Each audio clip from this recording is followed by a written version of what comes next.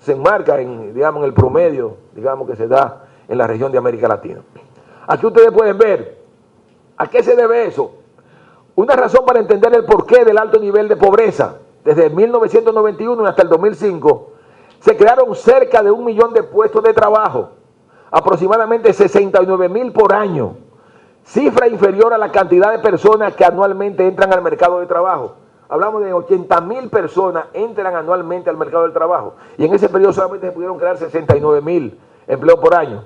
O sea, hoy cerca de 640,000 personas están fuera del mercado de trabajo, equivalente al 15.2% de la población económicamente activa del país. Y esto tiene que ver con el hecho de que la mayor parte de la variación del PIB per cápita que se da entre 1991 y el 2005 se debió a aumento de la productividad por trabajador, fundamentalmente en lo que tiene que ver con el turismo.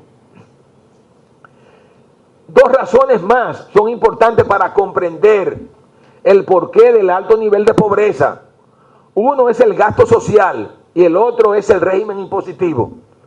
El gasto social en la República Dominicana es bajo. Está por debajo del promedio de América Latina, lo que determina que los recursos que se asignan a educación y salud y otros servicios sociales sean muy bajos. Pero además el régimen impositivo en su estructura es similar al del resto de América Latina, pero con una presión tributaria muy baja y con un predominio de los impuestos sobre los bienes y servicios. ¿Qué hacer? Bueno, lo que estamos planteándonos, y en eso hemos estado trabajando durante los últimos 3 años, es identificar nuevos sectores que impulsen la economía y promover esos sectores. Pensamos productos no tradicionales, minerales, que han mostrado buen crecimiento, aprovechar y desarrollar el potencial del sector agropecuario, sacando partida de la sinergia con el turismo, fundamentalmente con los hoteles y restaurantes. Se entiende en que la medida en que el sector agropecuario le vende al sector turístico, para los fines del sector turístico, es como si estuviéramos exportando. Relanzar las maquilas y promover un nuevo tipo de turismo, o sea, maquilas, focalizar en las ventajas comparativas del sector, por ejemplo, los vestuarios que se requieren tiempo corto de entrega, pero además desde el gobierno se está haciendo un gran esfuerzo por tratar de colocar a la República Dominicana como un lugar atractivo para la inversión en alta tecnología.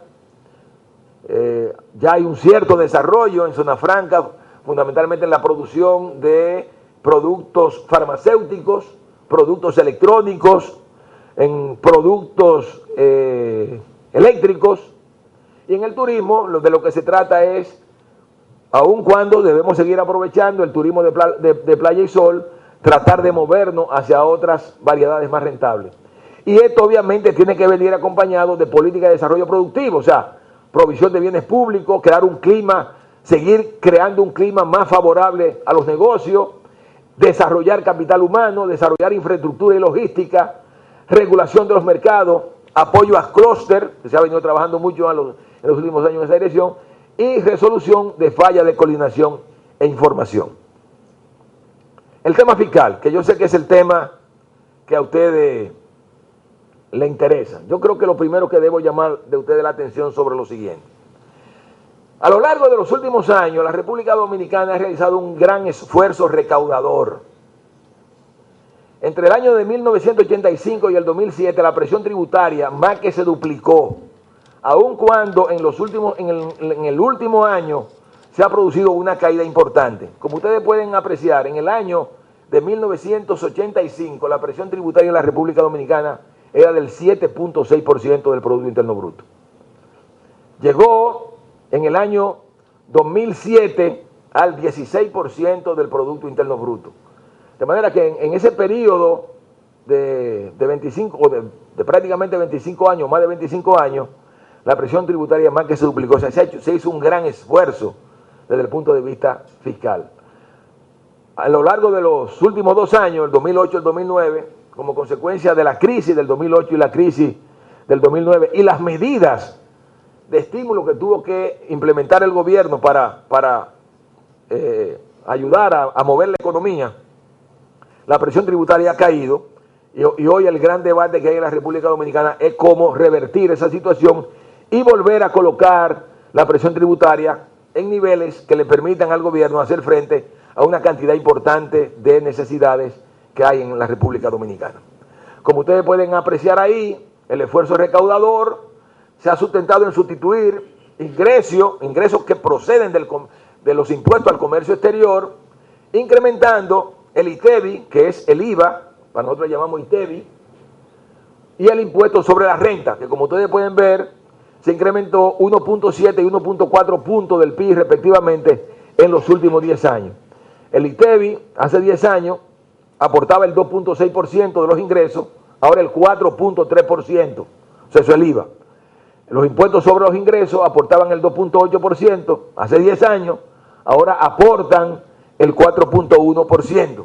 En cambio, ustedes pueden ver cómo ha caído el aporte del comercio exterior, que hace 10 años representaba el 4.6% de todo, o sea, aportaba el 4.6% de los ingresos y ahora el 1.4%. ¿Por qué? Porque obviamente en un contexto en donde el país ha apostado a la apertura, a la integración, a los tratados de libre comercio, era necesario propiciar un desmonte arancelario, y ese desmonte arancelario ha implicado eso. O sea, el gran esfuerzo que se ha hecho en el aparato tributario dominicano tiene que ver fundamentalmente con el hecho de que hemos tenido que prácticamente pasar de una situación en donde los impuestos al comercio exterior eran determinantes en el manejo, digamos, de la política fiscal del gobierno, a una situación en donde ya no es tan importante y cada vez es menos importante. Entonces ustedes pueden ver ahí cuál es la tendencia que muestran los ingresos totales del gobierno.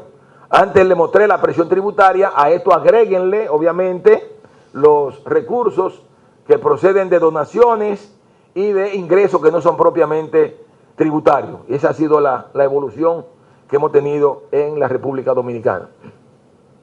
Un dato muy importante, o sea, más del 60% del crecimiento de los ingresos entre 1990 y el 2006 se destinaron a financiar el gasto social. Fíjense qué bajo era el gasto social en 1990.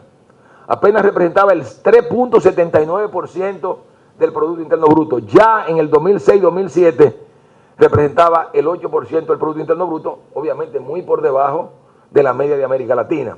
Pero todo tiene que ver con el hecho de que, a diferencia de lo que ocurre en otros países de América Latina, que tienen presiones tributarias bajas, como por ejemplo el caso de Venezuela y el caso de México, pero compensan esa baja presión tributaria con los ingresos que les da el petróleo. Entonces pueden destinar muchos recursos al gasto social, cosa que nosotros no podemos hacer porque los ingresos que recibe el gobierno son fundamentalmente ingresos achacables a la tributación, porque no tenemos petróleo. Los recursos naturales eventualmente pueden ayudar. En algunos momentos hemos recibido algo de las exportaciones de ferroníquel. En otros momentos recibimos algo de las exportaciones de oro. Esperamos que a partir del próximo año, cuando se vuelvan a abrir las exportaciones de ferroníquel y posiblemente comiencen de nuevo las exportaciones de oro, eso pueda un poco impactar en los ingresos fiscales del gobierno. Pero hay momentos en que prácticamente eso no significa nada y por tanto el gobierno tiene que juzgársela con los recursos tributarios y con los pocos aportes de donaciones o de otros ingresos que le llegan al país. Por eso no se ha podido incrementar el gasto social a los niveles que el gobierno hubiese deseado. Entonces, yo aquí entonces quisiera entrar a explicarle a ustedes algunas cosas que para mí son importantes para que podamos entender la situación fiscal de la